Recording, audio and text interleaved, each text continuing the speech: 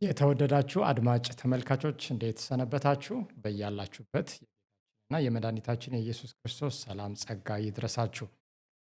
አሮጌውና አዲሱ ኪዳን በሚል የጀመርነውን እ፣ ተከታታይ ትምህርት እነሆ ሁለተኛ ክፍለ ጊዜ የምንመለከትበት ጊዜ ላይ ደርሰናል። ስለዚህ ዛሬ በዚህ ክፍል ሁለት ባለፈው የጀመርነውን ትምህርት እንቀጥላለን።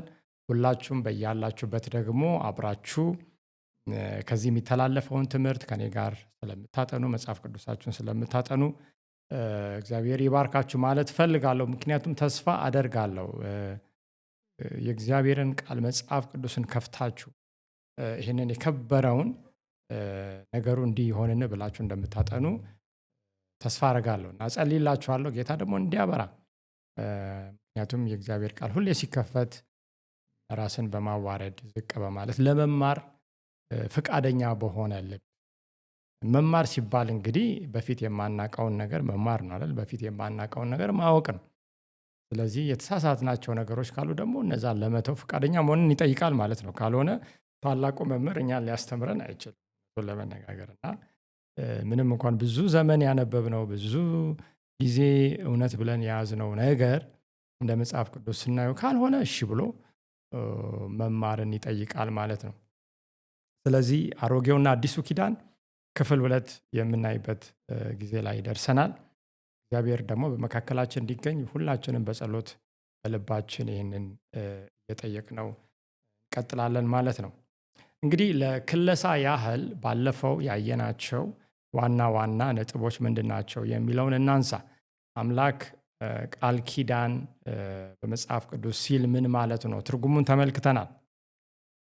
ዓለም ሳይፈጠር በፊት እግዚአብሔር አብ በልጁ በኢየሱስ ክርስቶስ እኛን ፍጹም ሆነን በፍቅር ሆነን የእግዚአብሔር ልጆች እንሆን ዘንድ እንደወሰነ እናም እንደመረጠን ተመልክተናል። ይህ ነው ቃል ኪዳን ማለት እና የመዳን ዕቅድን አምላክ ኃጢአት ከገባ በኋላ ለመፈጸም ይህንን ቃል ኪዳን ተግባራዊ ነው የሚያደርገው። በጊዜያት በዘመናት ውስጥ ይህንን ነው ተግባራዊ የሚያደርገውና የሰው ልጆች ይመጣሉ ይሄዳሉ። የመጀመሪያውን አዳማዊ ቃል ኪዳን ተመልክተናል።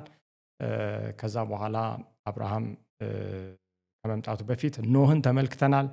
ስለዚህ አዳማዊ ቃል ኪዳን፣ ኖሃዊ ቃል ኪዳን፣ አብርሃማዊ ቃል ኪዳንን እያየን ደርሰናል። ስለዚህ ሰዎች ታማኝ ሳይሆኑ ኪዳኑን በተለያየ ጊዜ በሚያፈርሱበት ጊዜ አምላክ ግን የቃል ኪዳኑን የገባውን ቃል ማለት ነው ከመጠበቅና ከመፈጸም ወደ ኋላ ሳይል ሁሌ ሲገፋበት እናያለን። ምክንያቱም የቃል ኪዳኑ ልብ ማዕከሉ ፍቅር ነው። ከፍቅር የሚመነጨው ደግሞ ምሕረቱ ነው።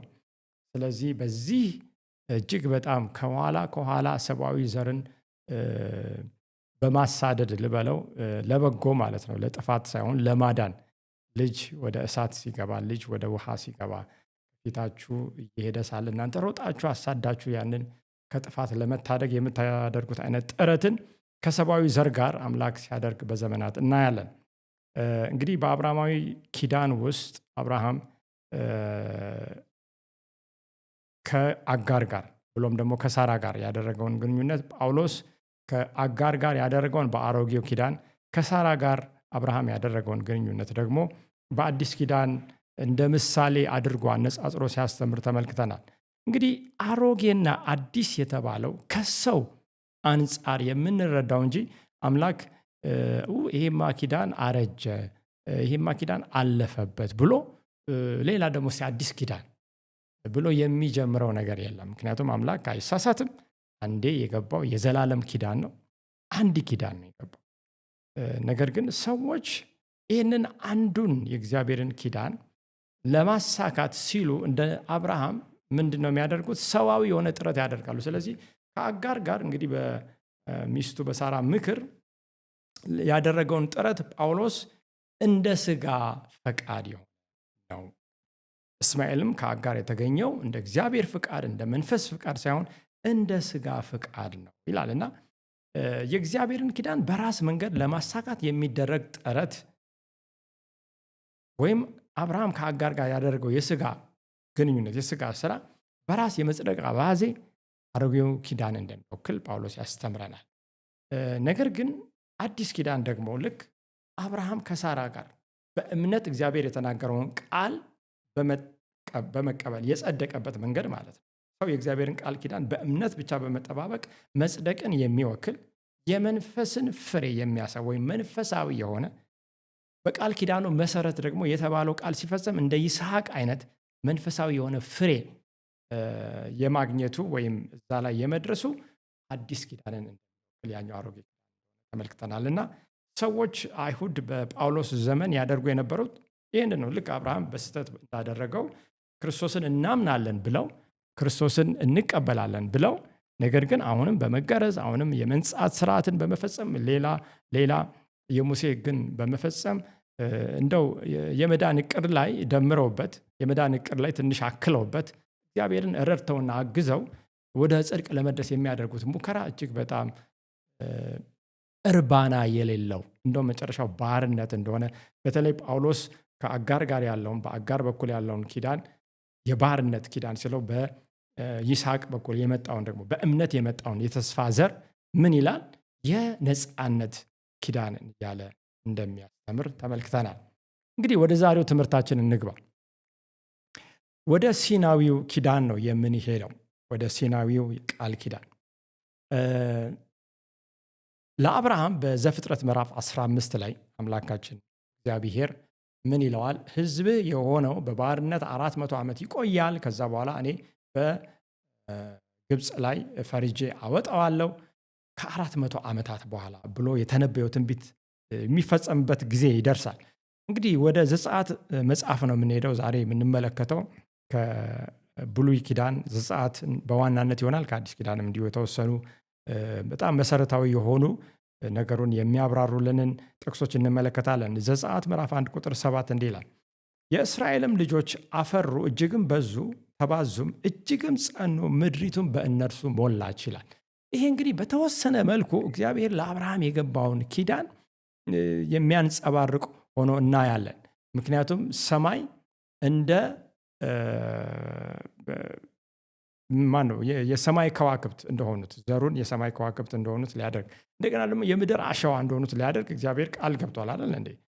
በዙ ተባዙም የሚለው ቃል በተለይ ዘፍጥረት መጽሐፍ ምዕራፍ 1 ቁጥር 26 ላይ ብዙ ተባዙ ምድርንም ሙሏት ከሚለው ቃል የተያዘ ነው። እዚህ ጋር እንደውም ምድሪቱ በእነርሱ ሞላ ይችላል። እና ይህ ከአዳም ጋር አምላክ መጀመሪያ የገባውን ኪዳን የሚሰራበት የተወሰነውን ክፍል ያሳየናል። ነገር ግን ይሄ ባዮሎጂካል ወይም በስነ ተዋልዶ በአካል ብቻ መባዛትን ሳይሆን አምላክ የሚፈልገው የእግዚአብሔርን ባህሪና መልክ የያዙ የቃል ኪዳኑን ሀሳብ የሚያንጸባርቁ ሰዎችን ነው የሚፈልገው። በእኔና በእናንተም ይህ እንዲሆን ነው የሚፈልገው። እና ይሄ ሲሆን ግን ምንድን ነው? ሰይጣን ዝም ብሎ አላየም። ሰይጣን የአምላክ ሀሳብ በፍጹም እንዲከናወን እንዲሳካ አይፈልግም። ምንድን ነው ያደረገው? ዮሴፍን የማያውቅ አዲስ ፈርዖን በግብፅ ሀገር እንደተነሳ መጽሐፍ ቅዱስ ያስተምራል። እንግዲህ የእስራኤልን ቁጥር ለመቀነስ ወሰነ። ዝርያውንም ቀስ በቀስ ለማጥፋት ነው። ምክንያቱም የሚወለድ ወንድ ሁሉ እንዲጠፋ ነው የሰይጣን ሀሳብ የነበረው። ምክንያቱም ያ ከሴቲቱ የሚመጣው ዘር ቃል ኪዳኑን እንደሚፈጽም ስለሚያውቅ ይህንን ሁልጊዜ ለማሰናከል ነው የሚሰራው። አምላክ ደግሞ ሁልጊዜ ቃል ኪዳኑን ምን ለማሳካት ነው የሚሰራው። እና በእነዚህ በሁለቱ ኃይላት መካከል የሚደረገው ፍልሚያና የሰይጣን ትኩረት ይህንን ቃል ኪዳን እግዚአብሔር እንዳይፈጽም፣ የአምላክ ደግሞ ሁልጊዜ ጥረት እና ስራ ሰዎች ይህንን ኪዳን ተቀብለው እንዲድኑበት እንዲባረኩበት ነው። ዛሬም ለዛ ነው ይህንን በጣም አስፈላጊ ነው ብዬ አምኜ ወደ እናንተም ደግሞ እንዲመጣ ሲደረግ ሳለ በዚህ ኪዳን ውስጥ እንድንካተት ነው። ይህንን አምነ ነው እኛም በበረከቱ ውስጥ እንድንሆን ነው።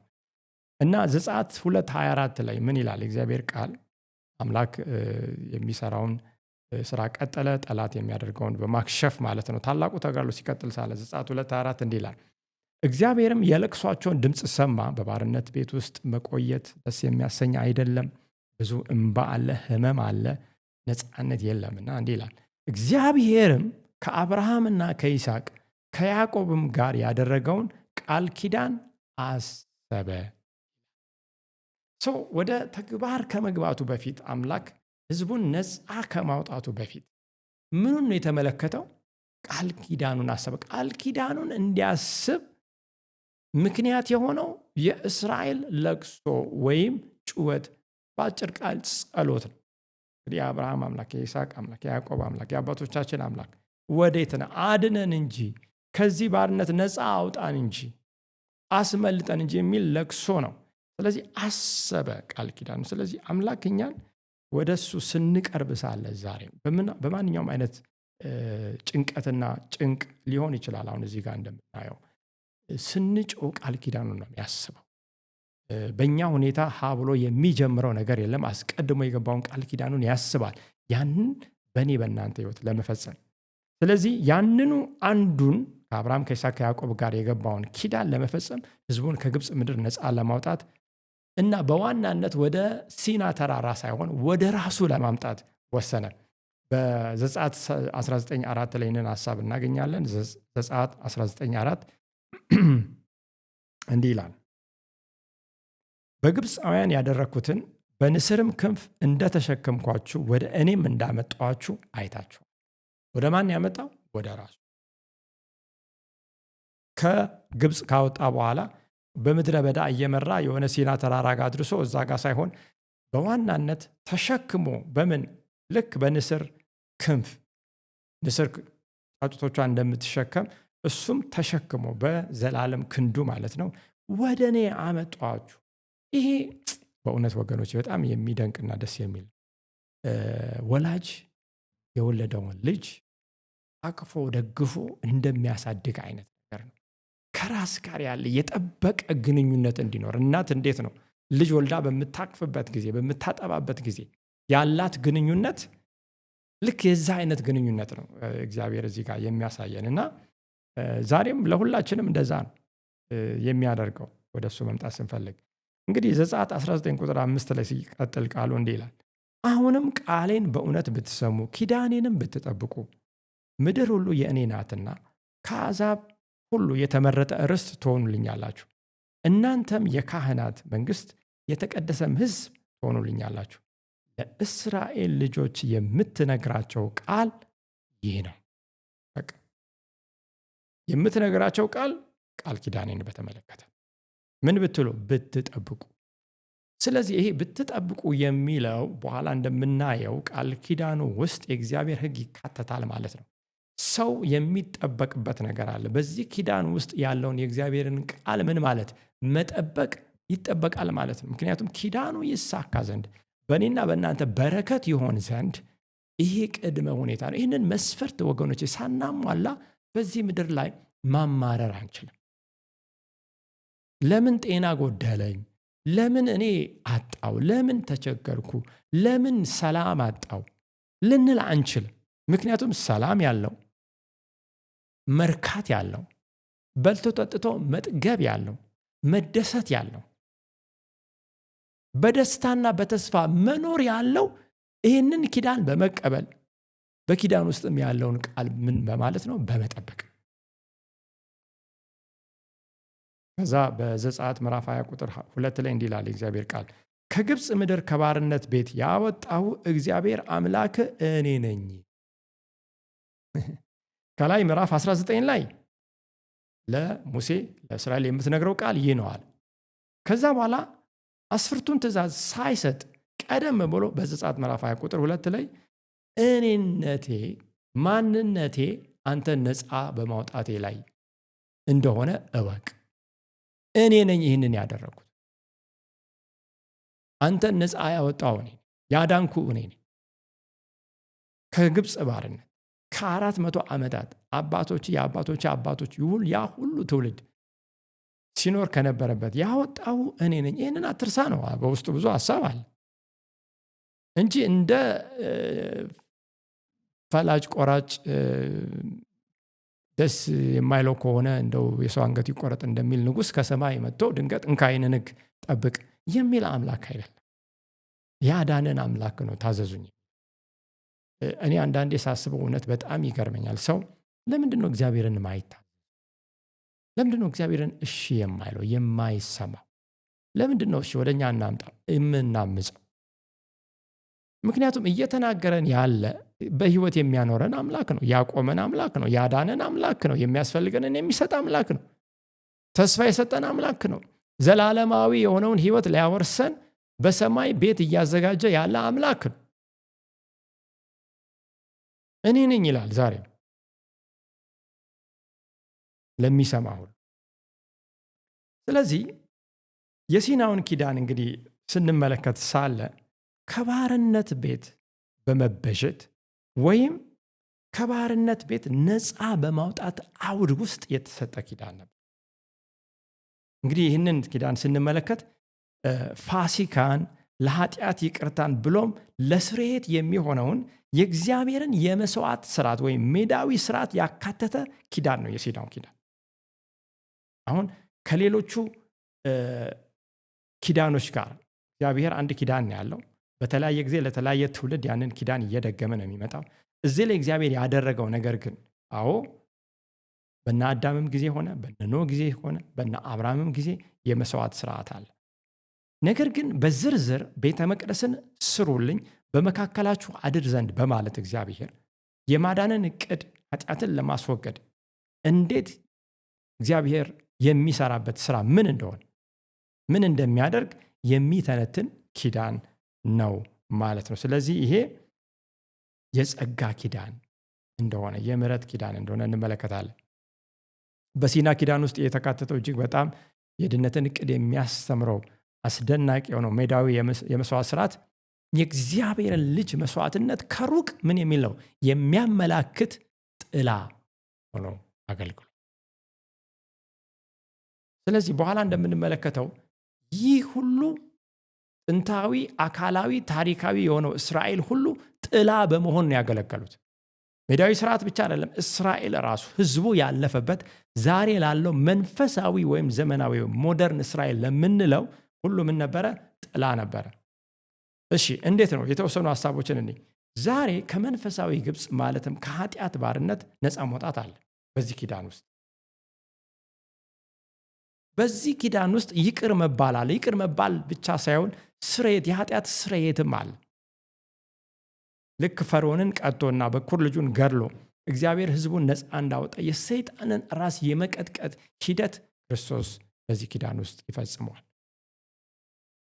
ስለዚህ ይህንን ጥላ ወደ አካል ባመጣው ለአዲስ ኪዳን ሲል ደሙን ባፈሰሰው በጌታችን በመድኃኒታችን በኢየሱስ ክርስቶስ አማካኝነት ይህ ኪዳን ዛሬም እንደሚፈጸም የሚያመላክት ምን ነበረ? ጥላ ነበረ። እንግዲህ የሲናውን ኪዳን እንቀጥል። የሲና ኪዳን የተባለው ለምንድን ነው ስንል እዛ ውስጥ በዋናነት በተራራው አጠገብ እግዚአብሔር የሰጠው ትልቅ ትምህርት ስላለ ነው። የሲናው ኪዳን በሌላ አባባል የአብርሃምን ኪዳን እንደገና የሚደግም ነው። በዛ ውስጥ መታዘዝ ከፍተኛ አጽንዖት የተሰጠበት ጉዳይ ነው።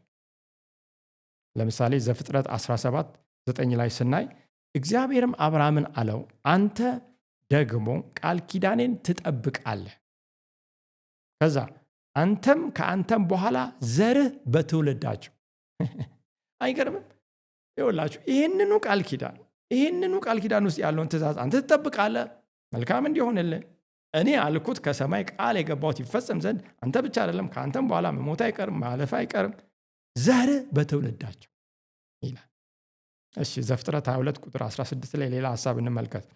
ዘፍጥረት 22:16 እንዲህም አለው እግዚአብሔር በራሴ ማልኩ ይላል፣ ይህን ነገር አድርገሃልና አንድ ልጅህንም አልከለከልክምና በእውነት በረከትን እባርካለሁ፣ ዘርህንም እንደ ሰማይ ከዋክብት በባህር ዳር እንዳለ አሸዋ አበዛዋለሁ፣ ዘርህም የጠላቶችን ደጅ ይወርሳል፣ የምድርም አሕዛብ ሁሉ በዘርህ ይባረካሉ። ለምን? ቃሌን ሰምተሃልና። አይደንቅም ወገኖች?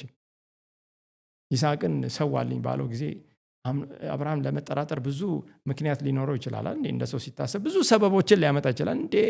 በስንት ዘመን ተጠብቆ የመጣን ልጅ እኔ ስንት ጥረት አድርጌ ሳይሆን የቀረን ልጅ አንድ የሆነውን እሱን በአምላኬ እንዴት ይሆናል ለማለት እኮ ይችላል አይደል? ዛሬ እንደሚታሰቡ። ነገር ግን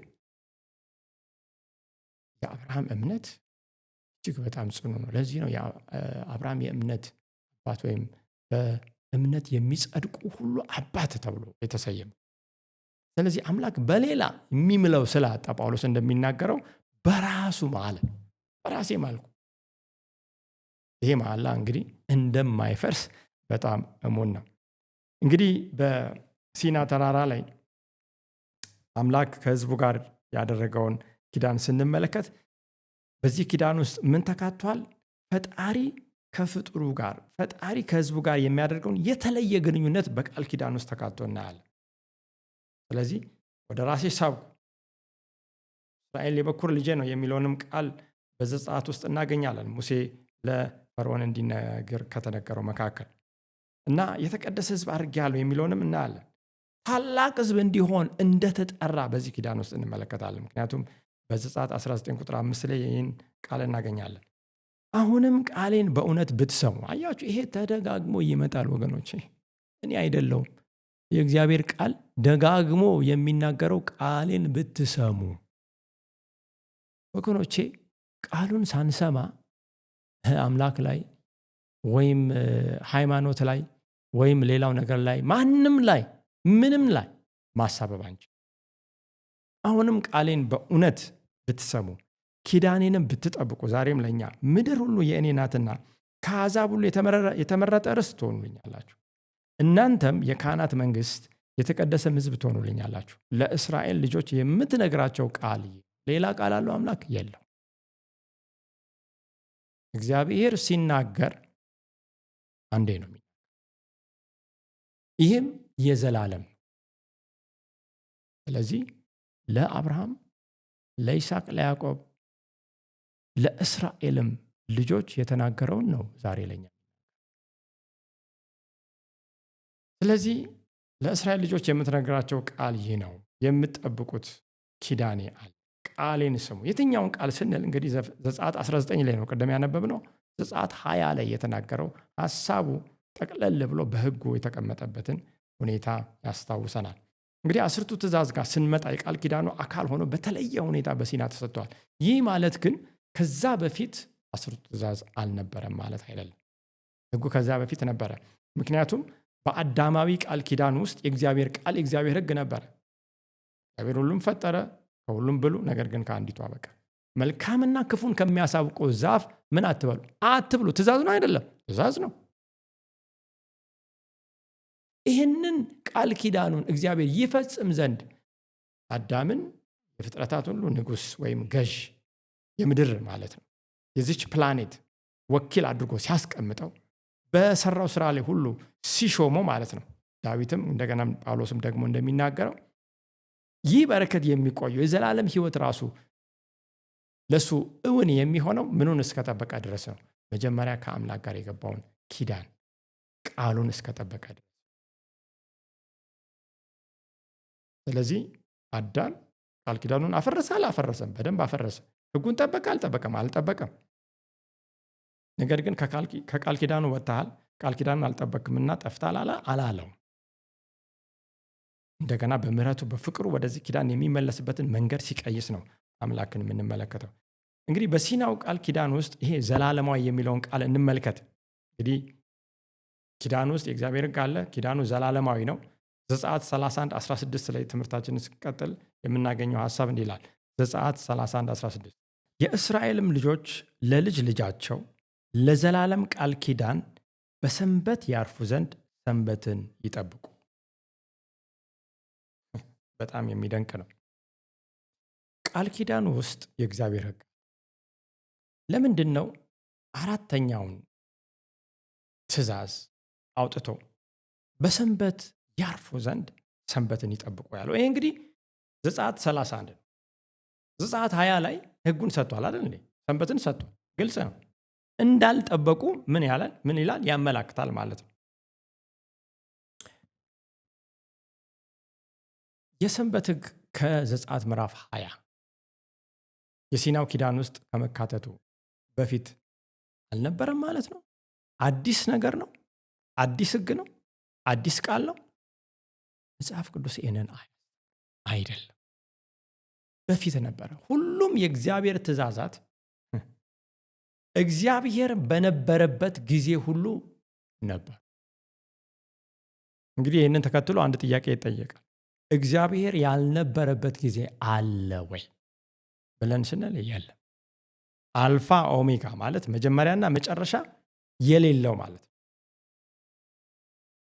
ስለዚህ አምላክ እስካለ ድረስ በነበረበት ጊዜ ሁሉ የእግዚአብሔር ሕግ ልክ እንደርሱ ስለሆነ ከሱ አፍ የሚወጣ ስለሆነ ለዘላለም ምን የሚል ነው የሚለው ዘጸአት ምዕራፍ 19 ላይ ከዛ በፊትም በደንብ በትንክ ሕዝቡ እንዲጠብቅ እግዚአብሔር በተደጋጋሚ ሲናገር እንደነበረ እናያለን። ገና ከዘፍጥረት አዳም ከተፈጠረበት የመጀመሪያው ሳምንት ጀምሮ የሰንበት እንዳለ መጽሐፍ ቅዱስ ያስተምራል። ለምንድን ነው ታዲያ ለዘላለም ቃል ኪዳን በሰንበት ያርፉ ዘንድ ሰንበትን ይጠብቁ ብሎ የተናገረው? እንግዲህ ዘላለም የሚለው ሐሳብ ከኪዳኑ ጋር ሲያያዝ በኖሃዊ ቃል ኪዳን ተመልክተናል አይደል እንዴ? በደመና ውስጥ ቀስትን አድርጎ እግዚአብሔር ድጋሚ እኔ ምድርን በውሃ አላጠፋም በደመና ውስጥ ቀስቴን አደርጋለሁ ሲል ለኖህ ትውልድ ብቻ ነው ዘላለማዊ ኪዳን የተሰጠው።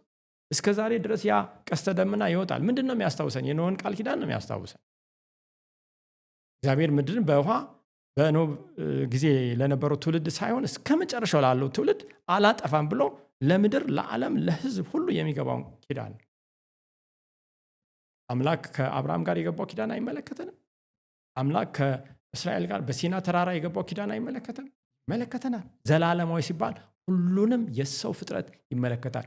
እግዚአብሔርን የሚያምን ክርስቶስን ዛሬ የሚቀበል የእግዚአብሔር ልጅ ነው። ይሄ ኪዳን ምን ይለዋል? ይመለከታል። ስለዚህ ለዘላለም ቃል ኪዳን ሲል በቃል ኪዳን ውስጥ የሚመጣውን ትውልድ ሁሉ የሚያይ ያንን ሁሉ የሚያካትት ቃል እንደሆነ ሰንበትም ጋር የተያዘ የታሰረ እንደሆነ እንመለከታለን።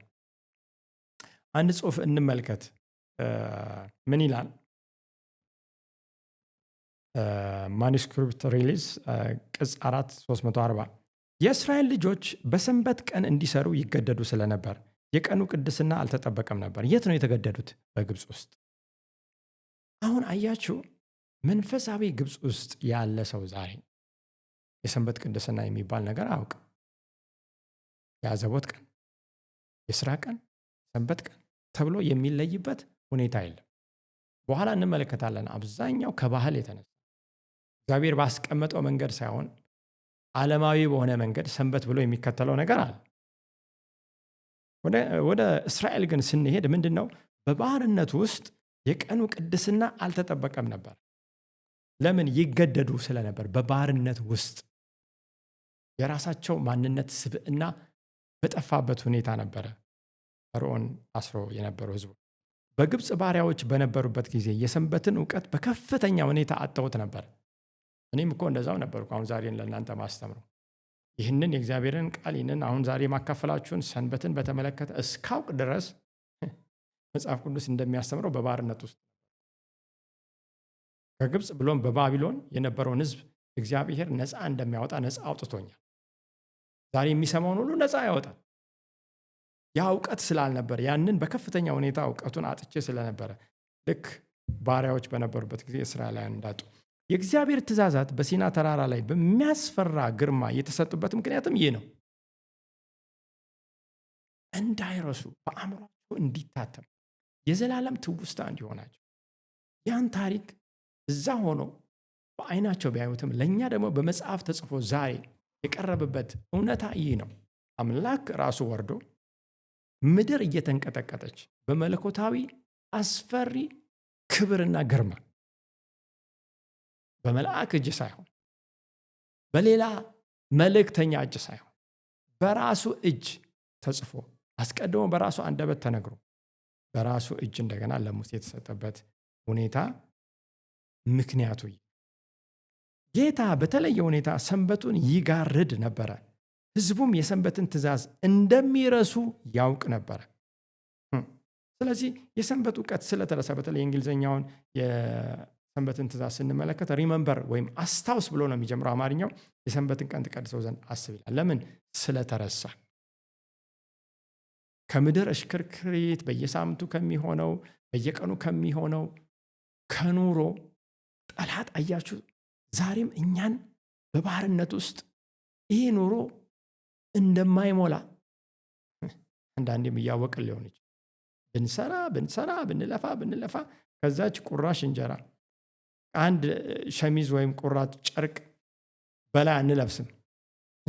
ከአንድ ክፍል ባለፈ ወይም ከአንድ አልጋ ባለፈ አንተኛው። ለዚሁ ግን በባርነት ህዝቡን የእግዚአብሔርን እውቀት አጥቶ እንዲኖር ለማድረግ ጥንት በእስራኤል እንደሰራ ዛሬም ይሰራል። ከዚህ ግን ነፃ መውጣት እንችላለን። ነፃ መውጣትንም ይገባናል። ምክንያቱም የአምላክ ልጅ በመስቀል ላይ የዋለው ለእኔና ለእናንተ ነው። ስለዚህ ህዝቡም የሰንበትን ትእዛዝ እንደሚረሱ ያውቅ ነበረ።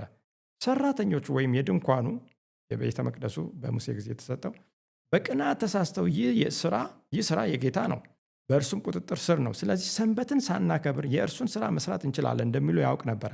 ስለዚህ እግዚአብሔር ሰንበትን እንዲያከብሩ አዛቸው በሙሴም በኩል ለህዝቡ ተናገረ። አያችሁ፣ አሁን ዘጸአት 31 ላይ ያለው ሀሳብ ምንድን ነው? ኦኬ፣ ይሄ የድንኳኑ ስራ የተቀደሰ ስራ አገልግሎት። ስለዚህ አልጨረስንም፣ በሰንበትም ቢሰራ ምንም ችግር የለው። ይህንን ያውቅ ነበር አምላክ። ነገር ግን አምላክ የእሱ ስራ ቤተ መቅደሱን መስራት፣ ድንኳኑን ያንን ማስቀመጥ፣ ቅድስተ ቅዱሳኑን ዕቃዎቹን ማስቀመጥ በጣም የተቀደሰ ነው አይደል? ይህ ስራ እንኳን በሰንበት እንዲሰራ አምላክ አልፈቀደም። ዛሬም ሰበብ መስጠት አንችልም። ለአገልግሎት ነው፣ ይሄ ለወንጌል ነው፣ ይሄማ ተገድጄ፣ ይሄማ በለቅሶ በሐዘን ምክንያት ነው፣ ይሄማ ከአቅሜ በላይ ሆኖ ነው። አምላክ ምንም አይልም ወገኖች። አምላክ የሚለውን ብሏል። እኛ አትስሩ አለ፣ ቃሉን መጠበቅ ነው። ያ ማለት እጅና እግራችንን አጣጥፈን ቁጭ ብለን በቤተ ክርስቲያን እንዋለው አይደለም። ክርስቶስ ኢየሱስ ያደረገውን ሰንበትን በተግባር እንዴት መጠበቅ እንዳለብን ያስተማረውን፣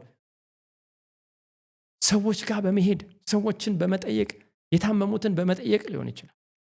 ለሰዎች የሚያጽናና ቃልን በመናገር የተቸገሩትን በመርዳት ሊሆን ይችላል። ልናሳልፍ እንችላለን።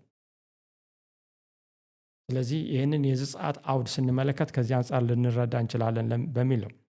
ዘጸአት 31:13 ለእስራኤል ልጆች እንዲህ ብለህ ንገራቸው፣ እኔ የምቀድሳቸው እግዚአብሔር እንደሆኑ ያውቁ ዘንድ በእኔና በእናንተ ዘንድ ለልጅ ልጃችሁ ምልክት ነውና ሰንበቶችን ፈጽሞ ጠብቁ። ስለዚህ ለእናንተ ቅዱስ ነውና ሰንበትን ጠብቁ ይላል። ቁጥር 16 የእስራኤል ልጆች ለልጅ ልጃቸው ለዘላለም ቃል ኪዳን በሰንበት ያርፉ ዘንድ ሰንበትን ይጠብቁ። ቅድም አይተናል። እግዚአብሔር ሰማይና ምድርን በ6 ቀን ስለፈጠረ በሰባተኛው ቀን ከስራው ስላረፈና ስለተነፈሰ በእኔና በእስራኤል ልጆች ዘንድ የዘላለም ምልክት ነው። አያችሁ፣ የዘላለም የሚለው ሀሳብ፣ የዘላለም የሚለው አንድን ትውልድ ብቻ የሚመለከት አይደለም። ከዛ ትውልድ ምን የሚል ነው? የሚሻገር ነው፣ የሚዘል ነው፣ የሚያልፍ ነው፣ ሁሉንም ትውልድ የሚመለከት ነው።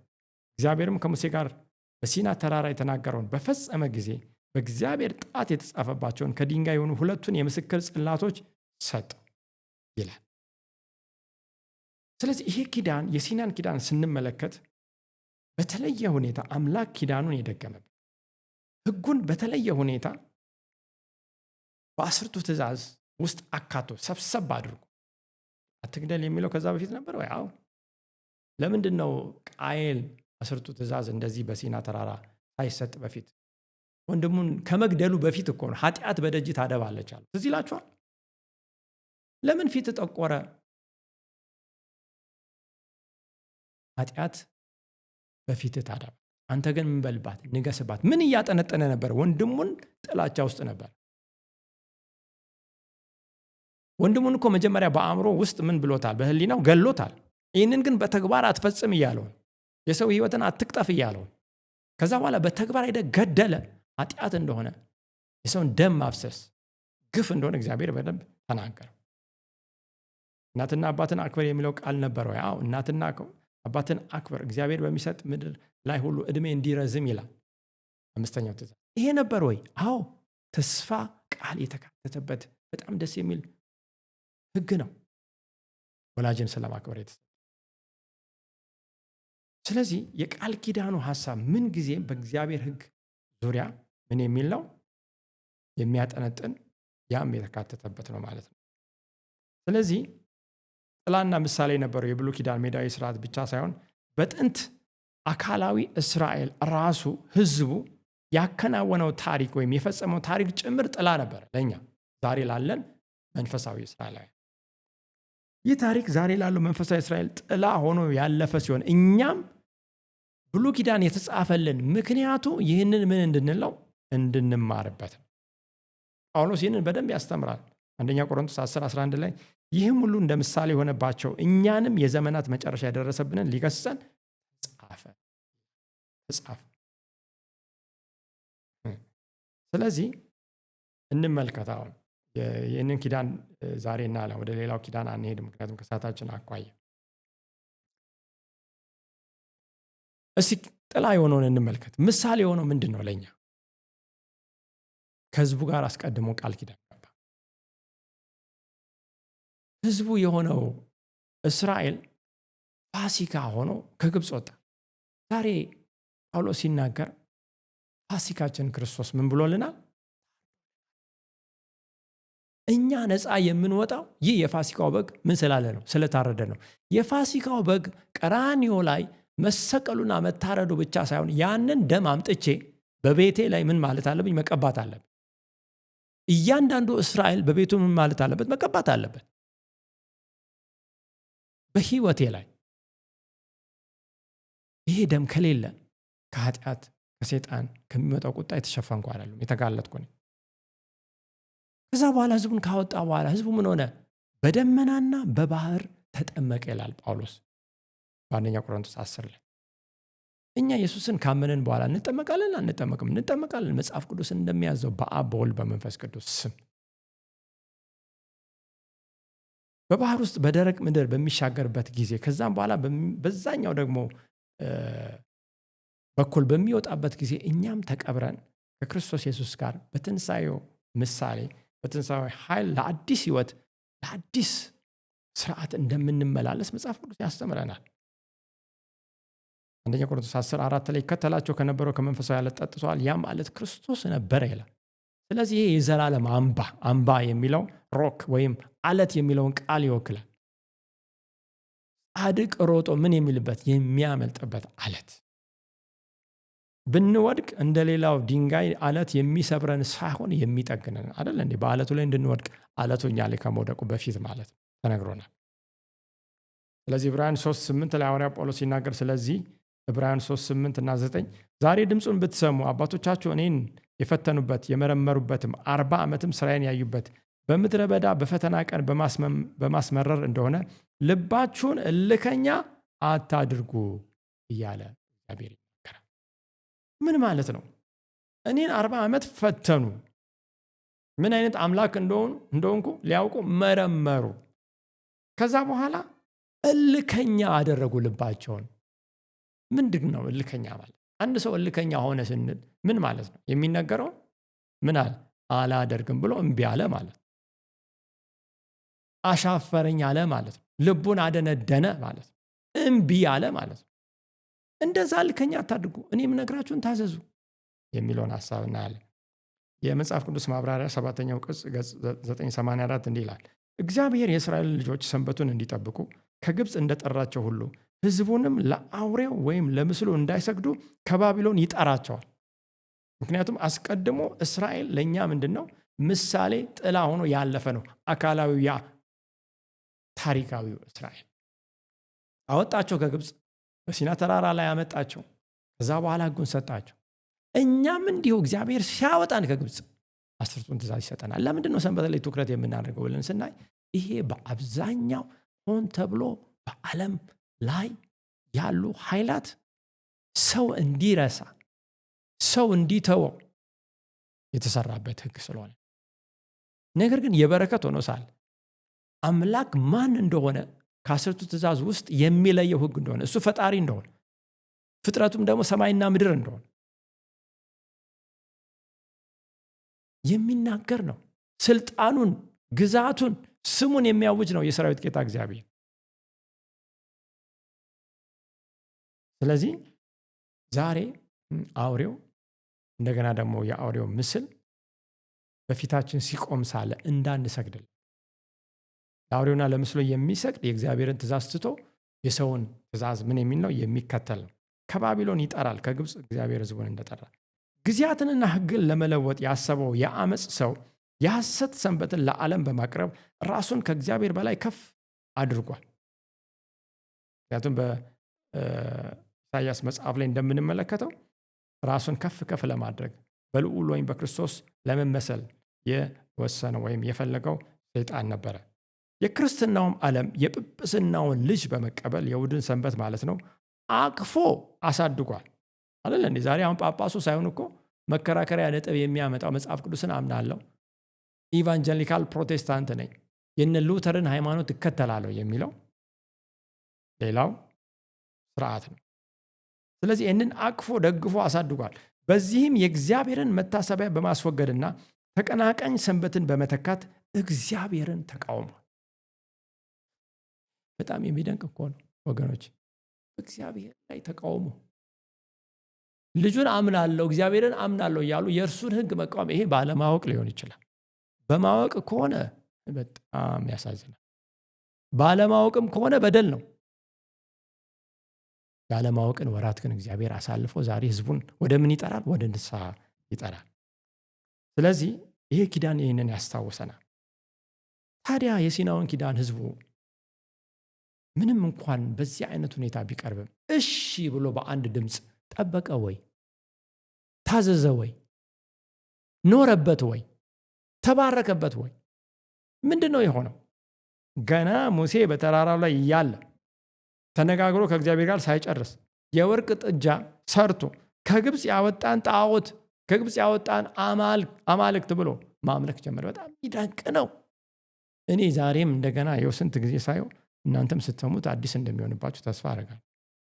መለኮት እዛው እያለ እኮ ነው። ከሄደም በኋላ አይደለም፣ የአካባቢ ጭር ካለም በኋላ አይደለም፣ እዛው እያለ። ምን አይነት ደንዳናነት ነው ይሄ! ምን አይነት ተፈጥሮ ነው! ከፍጥረታችን የቁጣ ልጆች ነበርን የሚለው ቃል ትንሽ ይገልጸው። ምን ያህል ሰይጣን ገባችሁ እንደሚሰራ እውነት አንዳንዴ አናስታውሰውም። በጣም ነው ይህን ያለንበትን የተያዝነውን ጉዳይ ችላ የምንለው። ምን ያህል ያመኑትን የተመረጡትን እንኳን እስከ ማሳት ድረስ አሮን እንኳን በሕዝብ ተጽዕኖ ወድቆ የአምላክን ድምፅ ሲሰሙ እንደዚህ መጽሐፍ ቅዱስ የተጻፈበት ጊዜ አይደለም የነበረው። ቃል በቃል አፍ ለአፍ ነው የሚናገራቸው የነበረው ፈጣሪ። ያንን እንኳን ተቀብለው በተቃራኒው ሲወድቁ እናያለን እና ሕዝቡም ወደቀ። ከዛ ዘጸአት ምዕራፍ 32:19 እንዲህ ይላል፣ እንዲህም ሆነ ወደ ሰፈሩ ሲቀርብ ጥጃውንም ዘፈኑንም አየ ሙሴ። የሙሴም ቁጣ ተቃጠለ፣ ጽላቶችንም ከእጁ ጥሎ ከተራራው በታች ሰበራቸው። የሲናውን ቃል ኪዳን በሕዝቡ እንደተሰበረ ሙሴ በዚህ በፈጸመው ተግባር ገለጠ። ልክ ሙሴ ያንን ሲጥል ሕዝቡም ኪዳኑን እንደዛ ጥሎ እንደሰበረ የሚያስተምር ነበር። በኋላ ላይ ግን እዛው ዘጸአት 32:13 ላይ ምን ይላል? ዘራችሁን እንደ ሰማይ ከዋክብት አበዛለሁ፣ ይህችንም የተናገርኳትን ምድር ሁሉ ለዘራችሁ ሰጣታለሁ፣ ለዘላለም ይወርሷታል ብለ ወይም ቃል ኪዳን ገብተ ማለት ነው።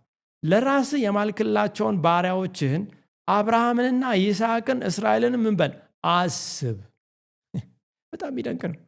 እግዚአብሔር መጀመሪያ ቃል ኪዳኑን አስበ፣ የሕዝቡን ድምፅና ጩኸት ሰማና ወደ ግብፅ ወርዶ ነፃ ሊያወጣቸው ስራውን ሰራ። አሁን ሙሴ ደግሞ ሕዝቡን እግዚአብሔር እንዳያጠፋ በእግዚአብሔርና በሰው መካከል ገብቶ ሲማልድ እና ለእኔ የክርስቶስን ስራ ሙሴ በጥላነት ሲፈጽም ሲያስተምረን ነው የምናየው። ስለዚህ ሁልጊዜ ፍቅሩንና ምሕረቱን ከኪዳኑ ጋር አያይዞ የሚጠብቀው አምላክ የሙሴን ተማጽኖ ጸሎት ሰማ። እንግዲህ የተቀሰፈው ተቀጸፈ።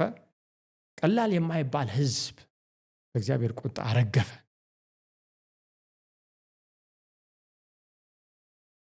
ስለዚህ አብርሃም፣ ይስሐቅ፣ ያዕቆብ ከአምላክ ጋር የገቡትን ኪዳን አምላክም ለነሱ የሰጠውን ኪዳን አምላክ በማሰብ ሌላ እድል ተሰጠ። ወገኖቼ መታዘዝ የሚለውን ምን ያህል ትኩረት መስጠት እንዳለብን አንዳንዴ በእውነት ቋንቋ ያጥረኛል። ደጋግመን ይህንን ነገር ብንማረው፣ ብንመክርበት፣ ብንወያይበት፣ ብናጠናው በዛ አሁን ሊባል አይችልም። ምክንያቱም ከመታዘዝ ትንሽ ፈቀቅ ማለት፣ ከመታዘዝ ውጪ መሆን እጅግ በጣም አደጋ ነው። ስለዚህ አምላክ የእግዚአብሔር ጸጋ በመታዘዝ ውስጥ የሚገለጥበትን ሕዝብ ይጠባበቅ ነበር። እስራኤልን ሲያይ ኦኬ ቃል ኪዳኔን ሰጥቻቸዋለሁ፣ እነሱ በመጠበቅ የእግዚአብሔር ጸጋ እንዴት ተገልጦ እንደሚታይ ይጠባበቅ ነበር። እስራኤል አስቀድሞ እንደ እግዚአብሔር ሕዝብ ቅዱስ ሕዝብ ሆኖ መኖር እስካልቻለ ድረስ ለዓለም በረከት መሆን አይችልም። እናንተ የተቀደሰ ሕዝብ ናችሁ ሲል እኮ እግዚአብሔር ቃል በእውነት ቀድሳቸው ቃል እውነት ነው ይላል ዮሐንስ 17:17 የተቀደሰው ሕዝብ ሌላው ደግሞ እንዲቀደስ ምክንያት ይሆናል ማለት ነው። ስለዚህ በሲና አጠገብ ከሆነው ክህደት በኋላ መክሰፍቱም ከወረደ በኋላ ሳምንታት ብቻ ቆይተው ካለማመን የተነሳ ወደ ከነዓን መግባት አንችልም የሚለውን እንደገና በዘኍልቍ 14:11 ላይ እናያለን። እግዚአብሔርም ሙሴን እንዲህ አለው፣ ይህ ሕዝብ እስከ መቼ ይንቀኛል? በፊቱስ ባደረግኩት ተአምራት ሁሉ እስከ መቼ አያምንም? እኔ ዛሬም አምላክ ይህንን ቃል እንደሚል አምናለሁ። እስከ መቼ ድረስ ነው? እስከ መቼ ድረስ ነው የምትንቁኝ? እንዴት ነው? እኔ በምን ቋንቋ ነው? እንዴት ነው አምላክን የምንንቀው? ቀጥሎ በፊቱስ ባደረግኩት ተአምራት ሁሉ እስከ መቼ ነው ማምንብኝ?